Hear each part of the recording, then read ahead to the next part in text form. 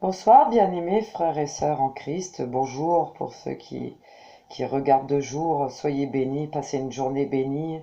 Et pour ceux qui sont du soir, passez une bonne soirée bénie dans la grâce et la présence de Jésus-Christ par le Saint-Esprit. Je vais vous parler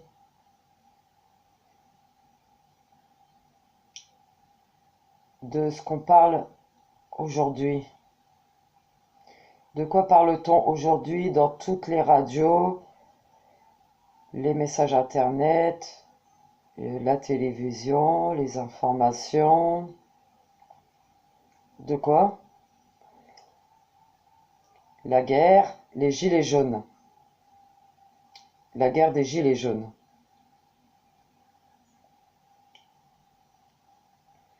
La, la rébellion, tout à coup la France se réveille, l'Occident se réveille, l'Espagne, les pays qui nous entourent, la Belgique, ça touche les pays limitrophes.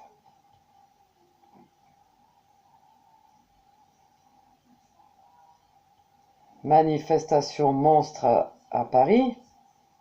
La France se réveille.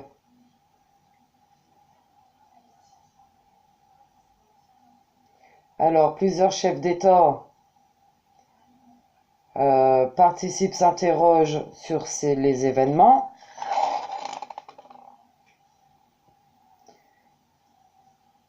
Il y a eu pourtant 200 000 morts en Syrie. Personne n'a bougé.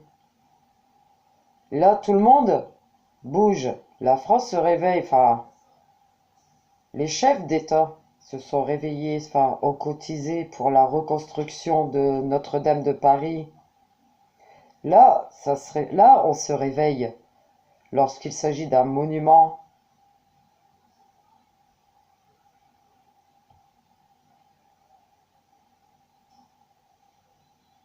Avec 1 milliard de dons. 1 milliard de dons pour cette cathédrale, ce vieux bâtiment, ces vieilles pierres. Il y a eu 1 milliard de morts, mais personne n'a bougé. Au Soudan, il y a quelques années, 1 milliard de morts, personne n'a bougé. L'Omerta, pas de bruit, pas de vague. La France bouge quand elle a envie de bouger. Par contre, quelques morts à Paris, quelques blessés parmi les gilets jaunes, dans les émeutes, dans les manifestations. Là, on commence à bouger. Et jamais trop tard. Mais pourquoi attendre? Pourquoi attendre que ça vous frappe en plein cœur, que ça vous touche personnellement? Pourquoi attendre? Personnellement, pour commencer à comprendre une chose qui était claire et évidente depuis quelques années,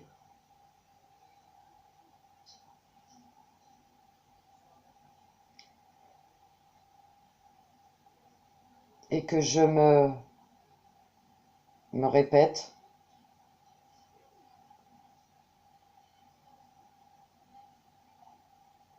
c'est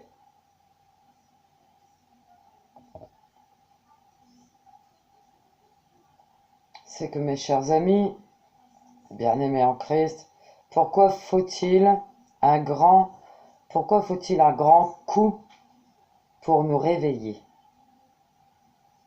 C'est ce que je me répète et c'est ce que je dis inlassablement dans ma tête, dans mes pensées, et que j'ai envie de dire là maintenant, dans cet audio.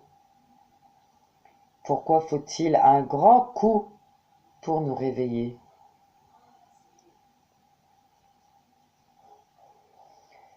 Pourquoi faut-il un scandale? Pourquoi faut-il que ça nous touche de si près pour comprendre. L'homme est lent à comprendre. L'homme est lent à comprendre parce qu'il dort. Parce qu'il dort. Il dort où? Au milieu du monde, des choses vaines du monde, des amusements du monde.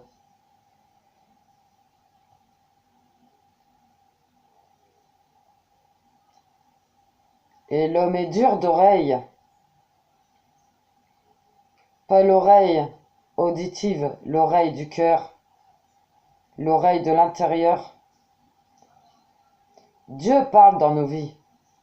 Dieu parle chaque jour. Les événements sont là. On n'entend pas, on comprend pas, on ne veut pas entendre. On ne veut pas écouter la voix de Dieu. On ne veut pas entendre, on ne veut pas comprendre. Pourquoi? Parce qu'on se voile la face. On cache Dieu. On ne veut pas entendre la vérité.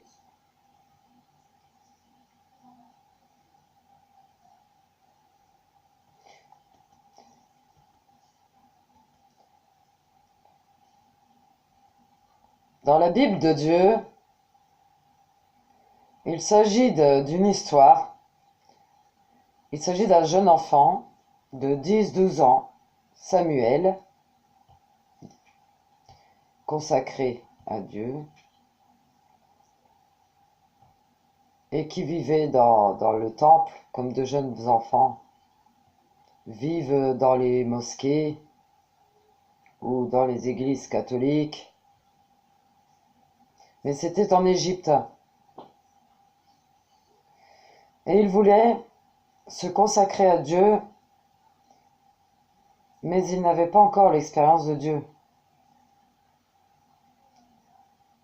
Et voilà qu'un jour, pendant qu'il dormait, il entend « Samuel, Samuel !» Et comme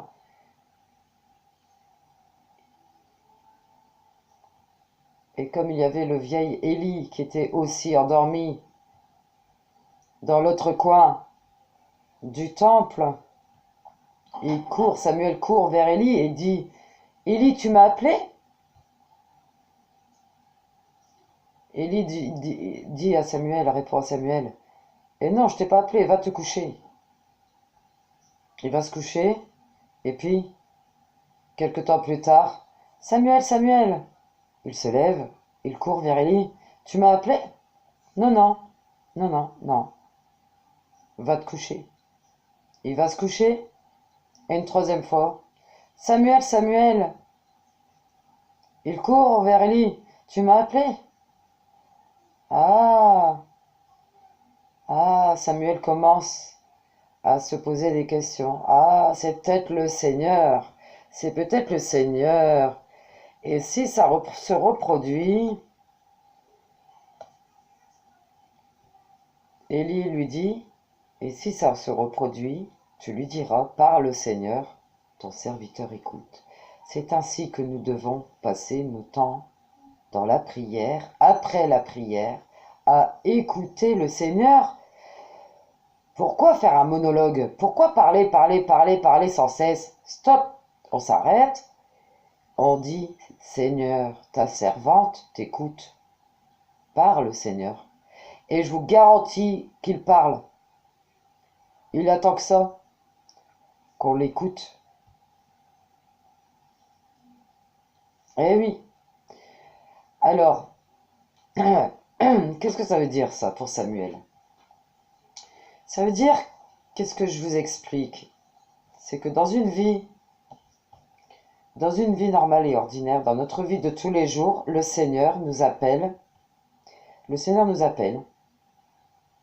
Henri, Henri.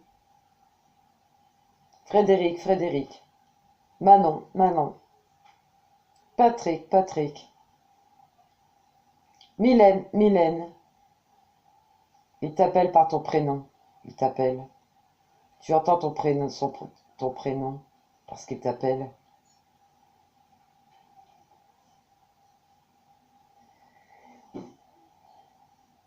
Et je comprends pas, j'entends bien, mais je ne sais pas que ça vient de Dieu. Car Dieu, car Dieu, quand il parle, il dit pas je suis Dieu et c'est moi, l'Éternel, qui te parle. Dieu, il est anonyme, ça veut dire qu'il n'a pas de nom. Et quand il parle, il dit pas c'est moi, l'Éternel des armées, Adonai, El Shaddai ou Jésus-Christ. Quand il parle, simplement, anonymement. Il parle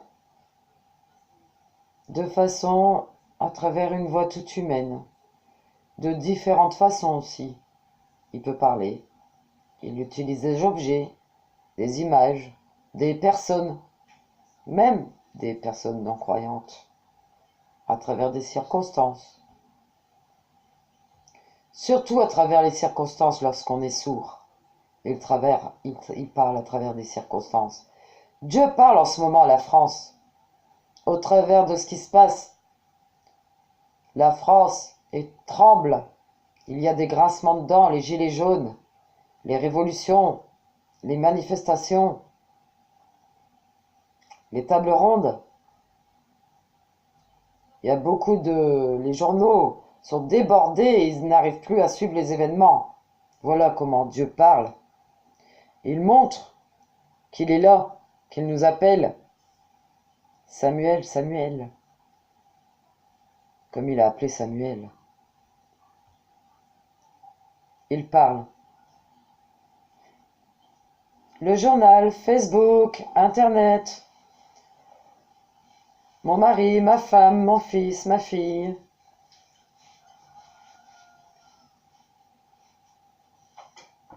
Papa, pourquoi tu fais ça?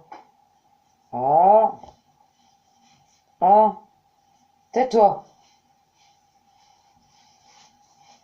Il va se taire, mais à travers cet enfant qui dit « Papa, pourquoi tu fais ça ?» c'est peut-être le Seigneur qui te dit « Pourquoi tu fais ça ?» Cet enfant tout innocent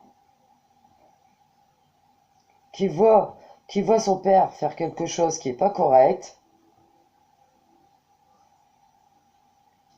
et il lui dit « Papa, pourquoi tu fais ça ?» Ça peut être un enfant avec son père, ça peut être un ami, ça peut être un voisin, ça peut être un sentiment intérieur qui vous travaille. On n'arrive pas à dormir.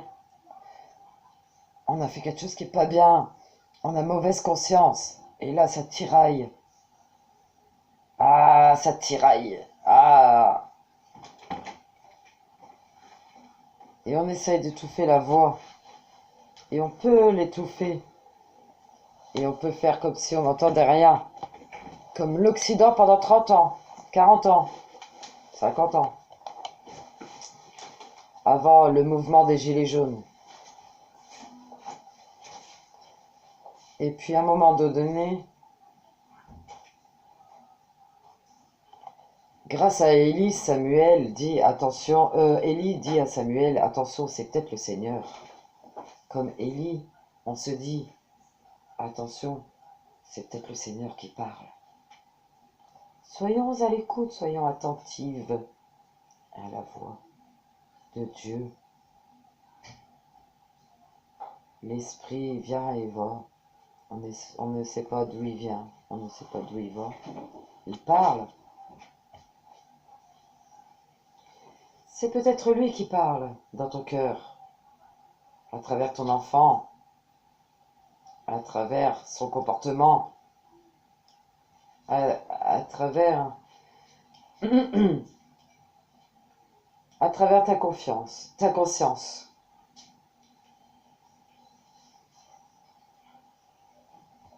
Il y a toute une pédagogie, il y a tout un processus. La télévision, mon voisin, mon enfant, mon mari, ma femme, qui me disent quelque chose. Ou bien j'étouffe, j'occulte, j'étouffe, j'occulte. Je fais la dure d'oreille. Ou bien, je me dis, il y a un message. Il y a un message. Dieu nous envoie des messages à chaque instant. À chaque instant, oui. Aujourd'hui, il m'a parlé. Il m'a envoyé un message.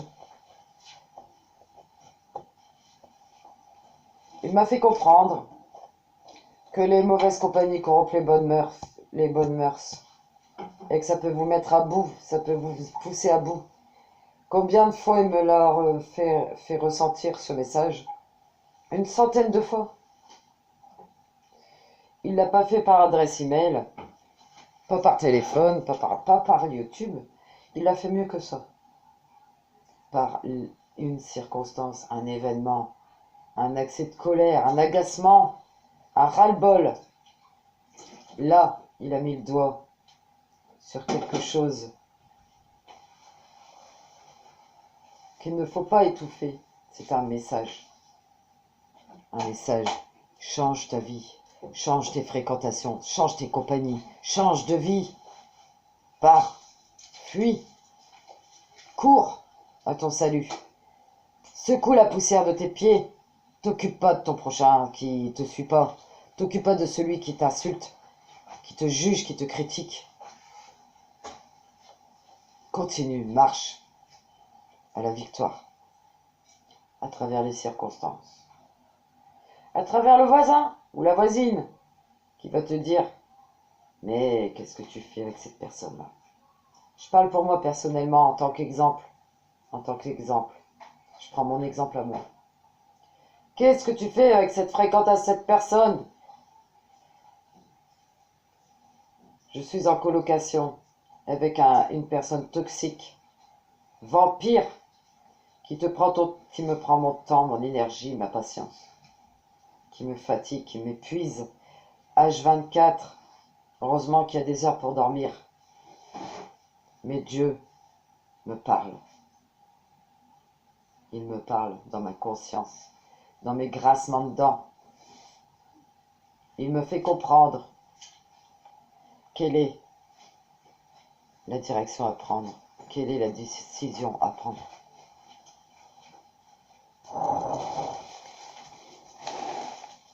Sentir Dieu, le sens de Dieu.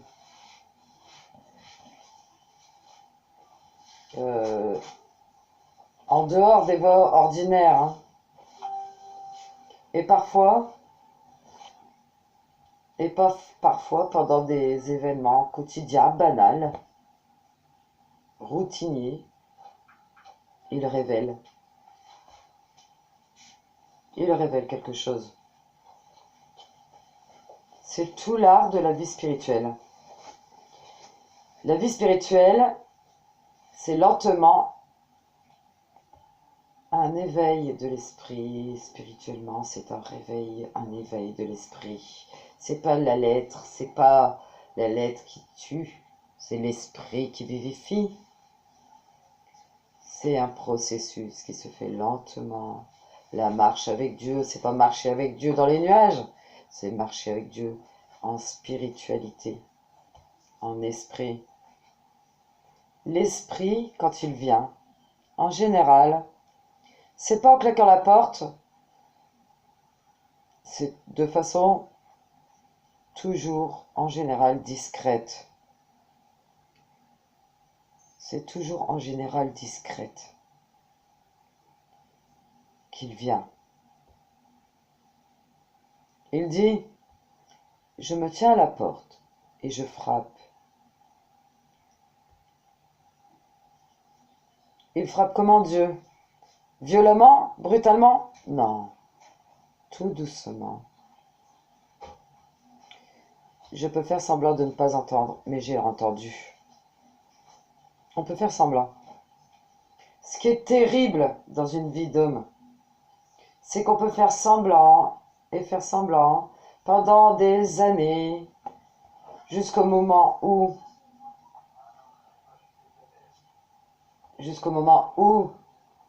Monsieur Macron est au pouvoir, Les gilets jaunes se révoltent. Ah! Ah! Oh!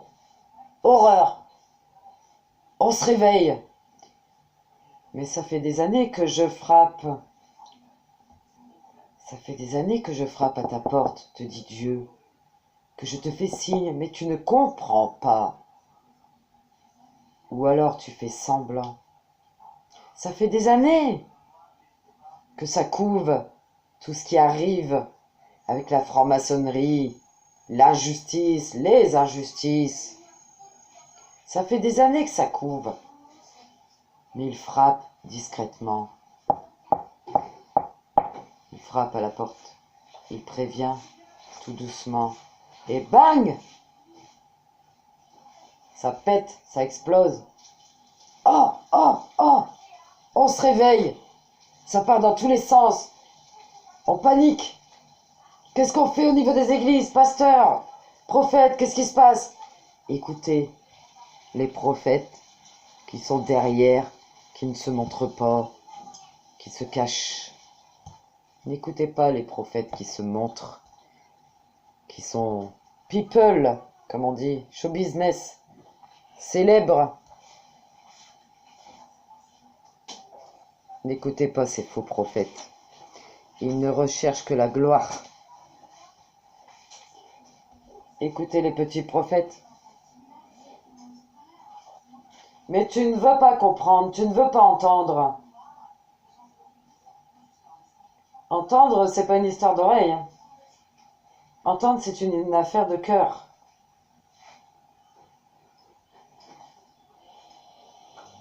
Ne fermons pas notre cœur, mais écoutons la voix du Seigneur. C'est le cœur qui entend. L'amour pour Dieu, notre cœur pour Dieu, c'est notre cœur qui l'entend. Il existe un cantique.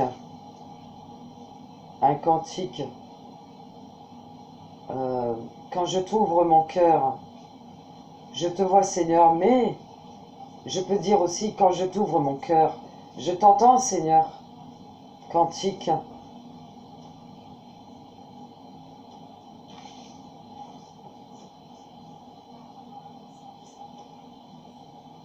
Il y a aussi un autre cantique. Parle-moi, parle-moi. Cantique gitan, parle-moi. Chanté par une chanteuse qui s'appelle Kelly. À cette heure où je vous parle, il te parle, il vous parle, et c'est toujours de façon discrète. Et si au bout d'un certain temps, il m'a tellement parlé et que j'ai pas compris, alors il se dit, eh ben cette fille-là, je vais lui faire un électrochoc. Et d'un seul coup, paf! Ah! Ah! L'électrochoc est arrivé, puisque j'ai pas voulu entendre. Il a fallu ça pour te réveiller. Il a fallu ça pour que tu comprennes. Et pourquoi attendre si longtemps?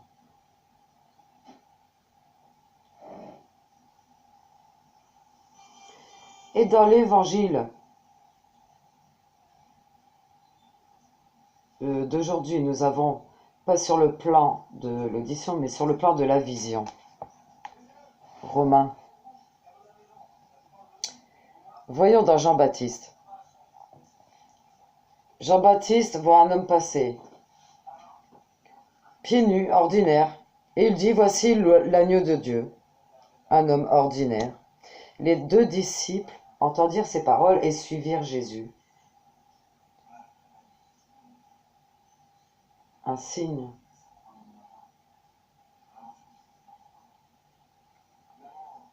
La Bible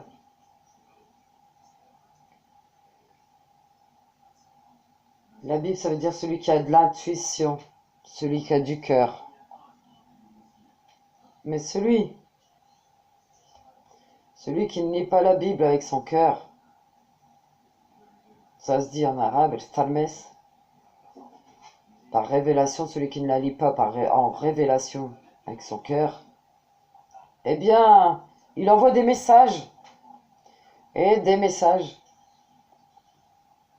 criants et évidents, mais il va dire Comprends pas, comprends pas, comprends pas. Mais là, les deux disciples étaient déjà prêts.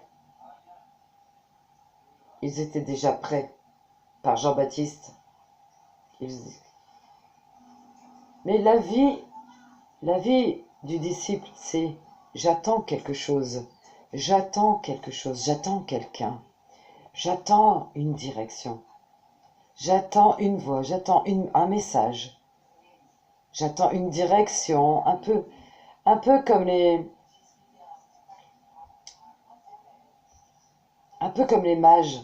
Ils attendaient, ils cherchaient la direction, et c'est une étoile qui les a conduits. Cette étoile dans le ciel, c'est un peu la même chose. Ils cherchaient, attendre, écouter. Même les mages l'ont fait. Si vous attendez rien, si vous n'attendez rien, eh bien rien ne viendra. Si vous n'écoutez rien, eh bien rien ne se fera entendre. Si vous n'attendrez rien, si vous ne tendez pas l'oreille, vous n'entendrez rien. C'est une question d'attente, de désir. Je ne vous parle pas de désir charnel, de désir, de soif de Dieu. J'ai soif de toi, Seigneur, parle-moi. Parle-moi à mes oreilles, ta servante t'écoute. Je suis là pour t'écouter, Seigneur, Rabbi. Rabbi en hébreu, maître, chef de l'Église, roi, prêtre suprême, grand prêtre. Je t'écoute.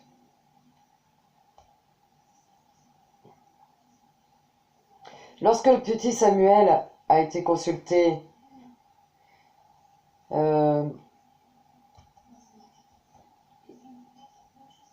comment s'appelle-t-il? A été consulté le vieil Élie, oui, voilà. L'autre lui a dit, si tu entends, tu diras, par le Seigneur, ton serviteur écoute. Ça veut dire que maintenant, je suis en état d'écoute. Voilà. Là, j'ai un endroit dans la maison, moi c'est le garage, toi c'est la forêt, toi ça peut être le petit muret, ou ça peut être ta chambre. Tu as un endroit où tu pries, tu peux avoir un endroit aussi où tu écoutes. Et là, tu attends. Et j'attends que tu parles. Ta parole m'atteindra en plein cœur. Et souvent, moi personnellement, souvent, j'entends sa parole qui me parle ici pour cette ville dans laquelle je suis mal accueillie, je suis malheureuse dans cette ville. J'ai entendu sa parole qui m'a frappé en plein cœur. Nul prophète n'est bienvenu dans sa propre patrie, a-t-il dit. Mais il l'a dit tout doucement, silencieusement. Manon, baisse! Très doucement, il a dit, nul prophète n'est bienvenu dans sa propre patrie. Mais moi, je l'ai pris en plein cœur. En plein cœur. J'ai compris qu'il faut que je quitte cette ville si je veux être ouvrière de la moisson. Voilà comment il m'a parlé. À travers sa parole, parfois, c'est à travers les circonstances.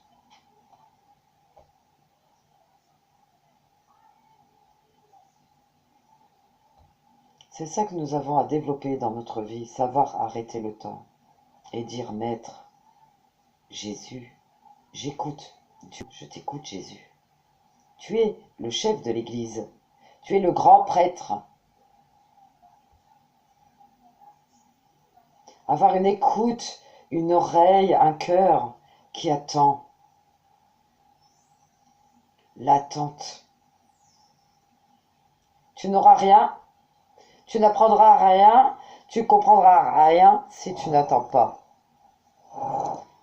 Socrate, vous connaissez? Le père des philosophes?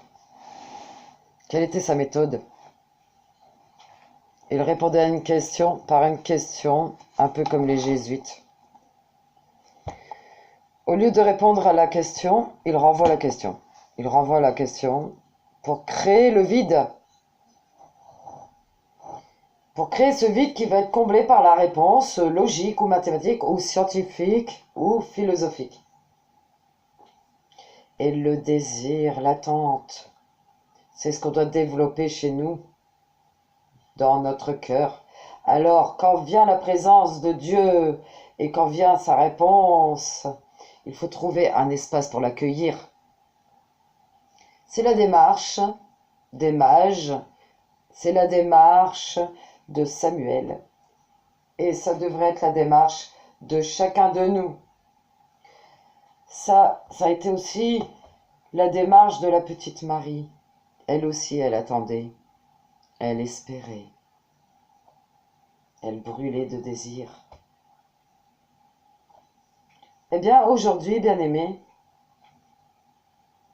réveillons en nous, c'est là tout le message du réveil, réveillons en nous cette capacité d'attendre la direction, la réponse, de s'attendre ardemment, avec grand désir, avec soupir, la réponse de notre guide, de notre chef, de notre berger.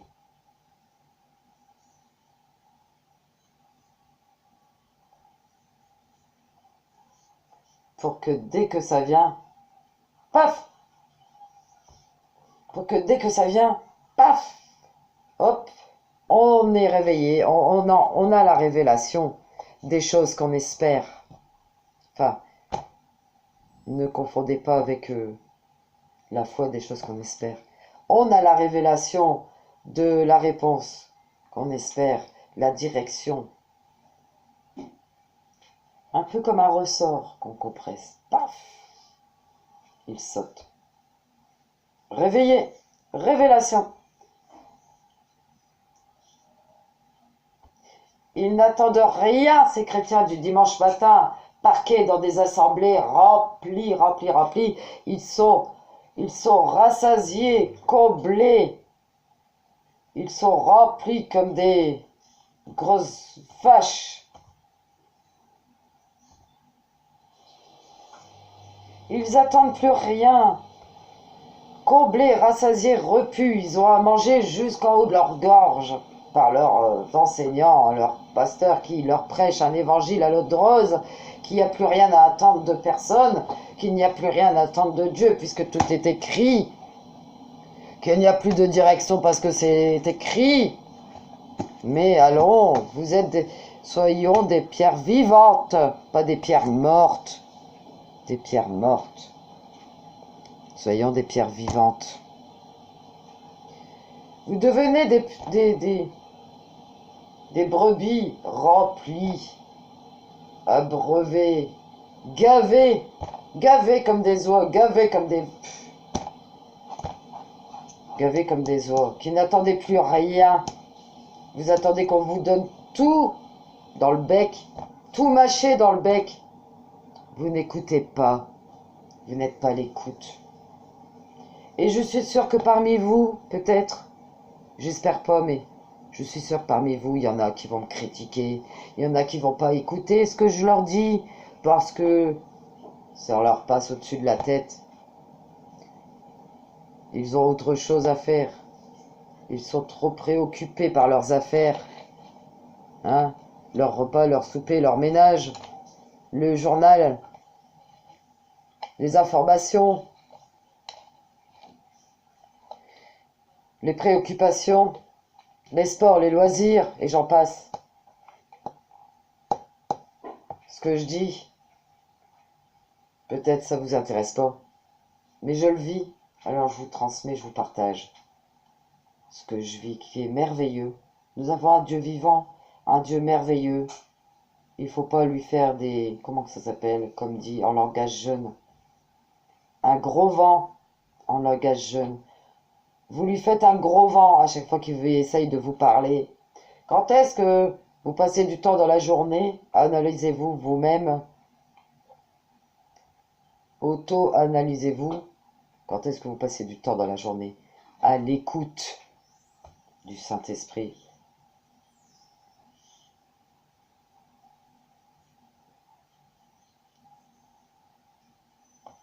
Vous êtes abrutis par les plaisirs, la sexualité, la nourriture, les choses du monde.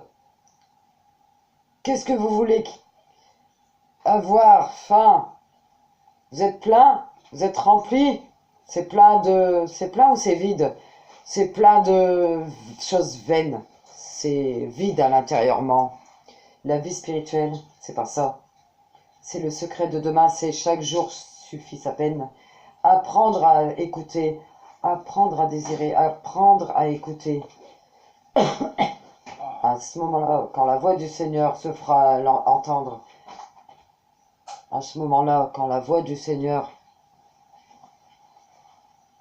se fera entendre, à ce moment-là, on dira, c'est lui. Amen. Soyez bénis au nom de Jésus-Christ.